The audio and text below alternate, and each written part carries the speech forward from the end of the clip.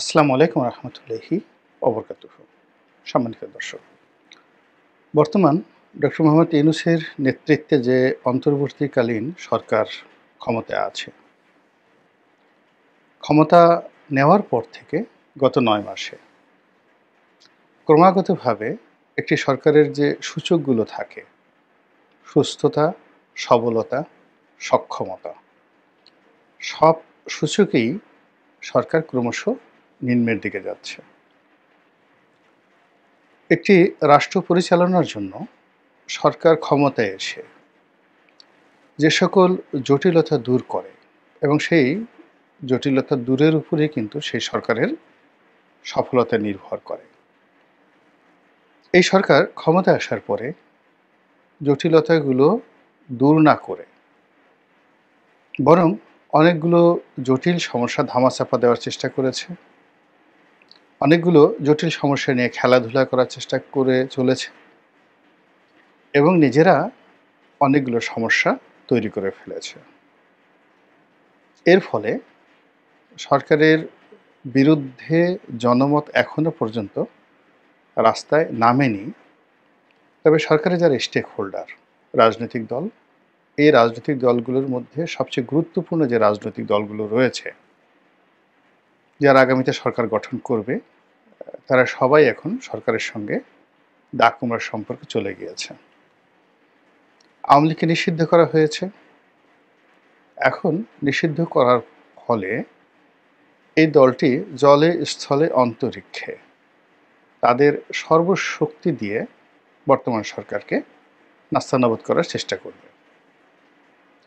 অন্যদিকে আওয়ামী লীগকে মোকাবেলা করার জন্য তাদের একমাত্র যে অ্যাসেট, শক্তি, সেই শক্তিটা ছিল বিএনপি। বিএনপির সঙ্গে সরকার সেই সম্পর্কটা স্থাপন করেনি, করতে পারেনি, অথবা বিএনপিও সরকারের সঙ্গে একটি কৌশলগত সম্পর্ক স্থাপন করতে চায়নি বা করেনি।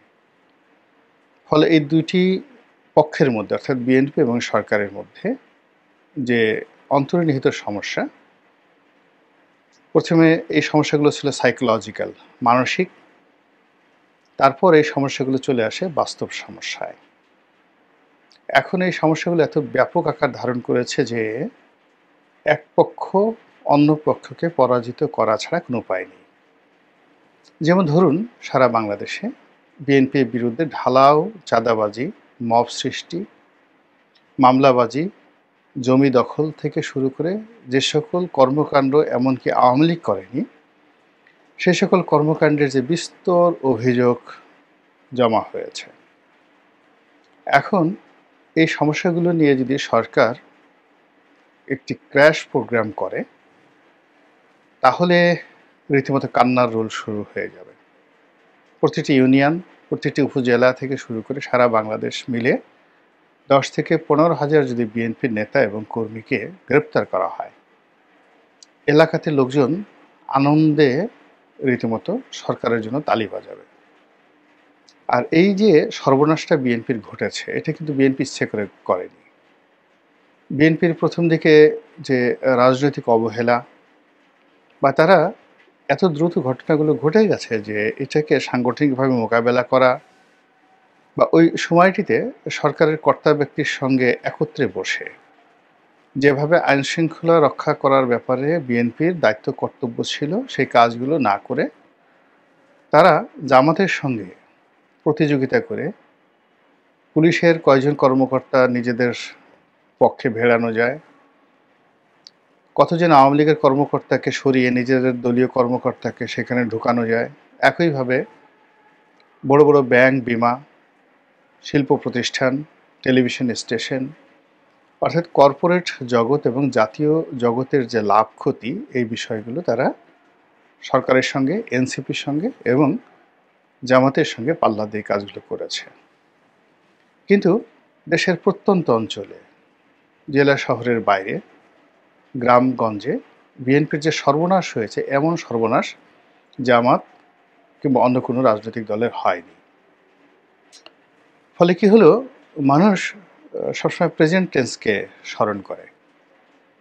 তারা এখন স্মরণ করছে যে বিএনপি তাদেরকে এই দুর্ভোগ দুর্দশার মধ্যে ফেলছে। কিন্তু কেন এই দুর্ভোগ দুর্দশা হলো, অতীতে কেমন ছিল, আওয়ামী লীগ এর চেয়ে বেশি খারাপ কাজ করেছে কিনা, এই বিষয়গুলো এখন জনগণ ভাবতেও চাচ্ছে না, মানতেও চাচ্ছে না। এর মধ্যে অর্থনৈতিক দুরবস্থা, বেকারদের যে সংখ্যা এটা বেড়ে যাওয়া এবং অভাবের কারণে গ্রামে যে চুরিচামারি, এই জিনিসগুলো মারাত্মকভাবে বেড়ে যাওয়ার কারণে পুরো দায় দায়িত্বগুলোই মূলত বিএনপির উপর পড়েছে।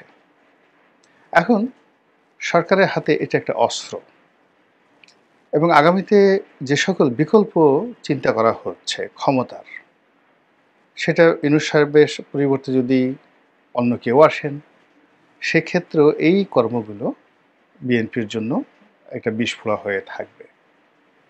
আর বিএনপি সেই জিনিসটি টের পাওয়ার কারণেই সর্বশক্তি দিয়ে তারা চাচ্ছে যে দ্রুত একটি নির্বাচন করে ক্ষমতা লাভ করে তারপর সেই যে অপারেশন ক্লিন হার্টের মতো একটি অপারেশন পরিচালনা করে তারপর নিজ দলের নেতাকর্মীদেরকে শায়েস্তা করা, দলীয় শৃঙ্খলা ফিরিয়ে আনা এবং জনগণের মধ্যে স্বস্তি ফিরিয়ে আনার জন্য এই মুহূর্তে তাদের ক্ষমতা দরকার। এটা হলো রূঢ় বাস্তবতা। কিন্তু আজ থেকে 6 মাস আগে, 7 মাস আগে যদি সরকার এবং বিএনপি এবং জামাত তারা যদি আসলে এই জিনিসটি সমাধান করতে চাইতেন, তবে রাজনৈতিকভাবে এটা সমাধান হতো এবং আজকের এই পরিস্থিতি তৈরি হতো না। ফলে এখন বিএনপি, জামাত, সরকার মুখোমুখি হয়ে গেছে এবং যার যত শক্তি রয়েছে সে তত চাপ দিচ্ছে।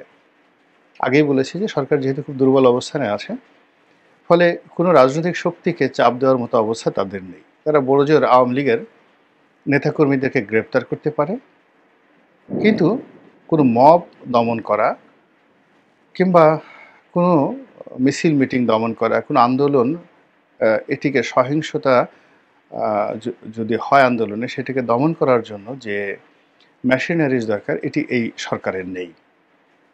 যারা রাজনৈতিকভাবে এটি মীমাংসা করতে পারবে না, প্রশাসনিকভাবে এটা মীমাংসা করতে পারবে না। ফলে সারা বাংলাদেশ এখন কার্যত যে যার মতো যেখানে পারছে সেভাবে চালাচ্ছেন। যেখানে মৎস্য কর্মকর্তা ক্ষমতাধর, তিনি সেখানে ক্ষমতা দেখাচ্ছেন। যেখানে টিওনো সাহেব ক্ষমতাধর, তিনি দেখাচ্ছেন। যেখানে বিএনপির নেতা ক্ষমতাধর, মানে ক্ষুদ্র ক্ষুদ্র ভাগে বিভক্ত হয়ে যেটিকে বলা হয় মাৎসার ন্যায়। বড় মাছগুলো ছোট মাছগুলোকে গিলে গেলে খাচ্ছে। এখন সেই মাছ সরকারের হতে পারে, এনসিপির হতে পারে, বিএনপির হতে পারে, জামাতের হতে পারে, এমনকি কিছু কিছু জায়গাতে আওয়ামী লীগের লোকজনও স্টিল ক্ষমতা তারা ভোগ করছেন। এই যে দেশের এই অবস্থায় সঙ্গত কারণেই সিভিল সার্ভিসের দুটো গুরুত্বপূর্ণ বিভাগ, সেক্রেটারিয়েট এবং পররাষ্ট্র মন্ত্রণালয়, ভীষণ রকম অসন্তুষ্ট দেখা যাচ্ছে। তারপর আইএমএফের যে শর্ত, সেই শর্ত মোতাবেক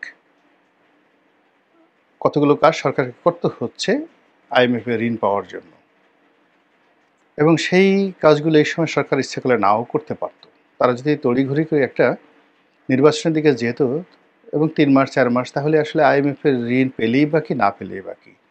কিন্তু যে ঝুঁকিটা তারা নিয়েছে, এতে বোঝা যায় যে তারা দীর্ঘমেয়াদে ক্ষমতায় থাকতে চায়। এই জন্য আইএমএফের ঋণ পাওয়ার লক্ষ্যে তারা জাতীয় রাজস্ব বোর্ডকে 2 ভাগে বিভক্ত করেছে। এর ফলে এখন পুরো কর সেক্টর, সেই কর সেক্টরে যে স্থবিরতা দেখা দিয়েছে, কাস্টমসে, ভ্যাটে এবং আয়করে। তার ফলে এই যে জাতীয় রাজস্ব বোর্ডের যত সিনিয়র কর্মকর্তা রয়েছেন কলম বিরতি তারা করছেন, অফিসগুলো নামকা অবস্থায় চলছে, কিন্তু সেখানে কোনো কাজ হচ্ছে না। আমি যখন এই ভিডিওগুলো করছি, ঢাকা দক্ষিণ সিটি কর্পোরেশনের মেয়র পদ নিয়ে যে নাটকগুলো হচ্ছে, সেই নাটকগুলো প্রথমেই যদি সরকার সতর্ক হতো, তাহলে আজকের এই পরিস্থিতি তৈরি হতো না। এখন পরিস্থিতি যেখানে গিয়েছে সেখানে পয়েন্ট অফ নো রিটার্ন। বিএনপির ফিরে যাওয়ার কোনো রাস্তা নেই, আর সরকারেও ফিরে যাওয়ার কোনো রাস্তা নেই, এবং এখানে এক পক্ষ পরাজিত হওয়া মানেই সেই পক্ষ আর দৃশ্যপটে থাকতে পারবে না, তাদেরকে চলে যেতে হবে। আমি যখন এই ভিডিওটি করছি তখন প্রচণ্ড মুষলধারে বৃষ্টি হচ্ছে, বৃহস্পতিবার দিন। কিন্তু এই আন্দোলন গত ৭ দিন যাবৎ দক্ষিণ সিটি কর্পোরেশনে এরশাদকে ক্ষমতায় বসানোর জন্য বিএনপি আন্দোলন করছে গত ৭ দিন ধরে, এবং সেই আন্দোলন এখন ৩টি জায়গাতে রীতিমতো মবে পরিণত হয়েছে। একটা হলো সিটি কর্পোরেশন, দুটো হলো কোর্টের সামনে মৎস্য ভবনের যে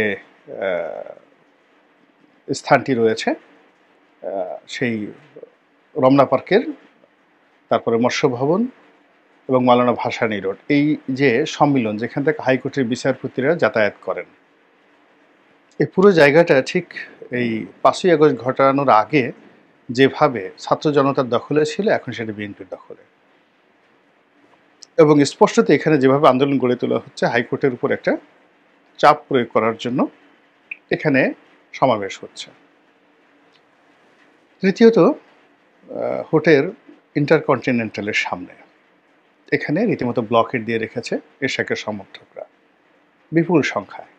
তারা সেখানে বিভিন্ন উপদেষ্টাদেরকে গালাগাল করছেন, একজনকে সান্ডা ডাকছেন, আর একজনকে ব্যাং ডাকছেন, এবং ওই ভবনের মধ্যে যারা আছেন যমুনাতে তারা এবং সামনে যারা দায়িত্বরত রয়েছেন তারা সবাই ভীষণ রকম মানসিক অস্বস্তি এবং উৎকণ্ঠার মধ্যে আছেন, এতে কোনো সন্দেহ নেই।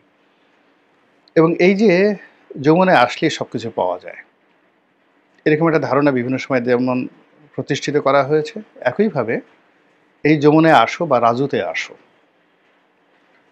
এই থেরাপি ব্যবহার করে সরকার তাদের অনেক যে ইচ্ছা আকাঙ্ক্ষা, অনেক কুটচাল তারা বাস্তবায়ন করেছে। বিশেষ করে যে আওয়ামী লীগ নিষিদ্ধ করার মতো ঘটনা এই যমুনার সামনে থেকেই হয়েছে।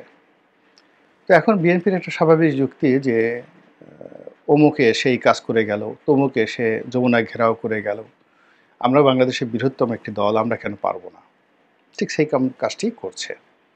এরই মধ্যে সেনাবাহিনী তারা আলাদা বৈঠক করেছে এবং সেখানে ভাষা যে সকল কথাবার্তা আমরা শুনতে পাচ্ছি স্পষ্টতই ক্যান্টনমেন্টের সঙ্গে এবং যমুনার সঙ্গে একটা বিরাট দূরত্ব তৈরি হয়েছে, ভীষণ রকম চাপ অনুভব করছে সরকার।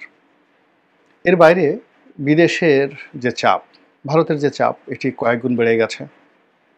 পাকিস্তান ভারতের যে যুদ্ধ, সেই যুদ্ধ অবস্থার মধ্যে বাংলাদেশের ব্যাপারে তাদের যে মনোযোগ সেটা কমে গিয়েছিল, এখন সেই মনোযোগ মানে শতভাগ ইউনূস সরকারের বিরুদ্ধে ব্যবহৃত হচ্ছে। ইতিমধ্যে স্থলপথে ভারতের যে আমরা রপ্তানি করতাম স্থলপথে, বিশেষ করে গার্মেন্টস সামগ্রী, সেই স্থলপথটি বন্ধ করে দেওয়া হয়েছে, আর অন্যান্য যে সকল নিষেধাজ্ঞা ছিল সেগুলো তো আছেই বহাল। ইউরোপেও কোনো সুসংবাদ নেই। জাতিসংঘের একটা অধিবেশন, জলবায়ু সংক্রান্ত একটি অধিবেশন, যেখানে বাংলাদেশ অংশগ্রহণ খুবই গুরুত্বপূর্ণ। এটা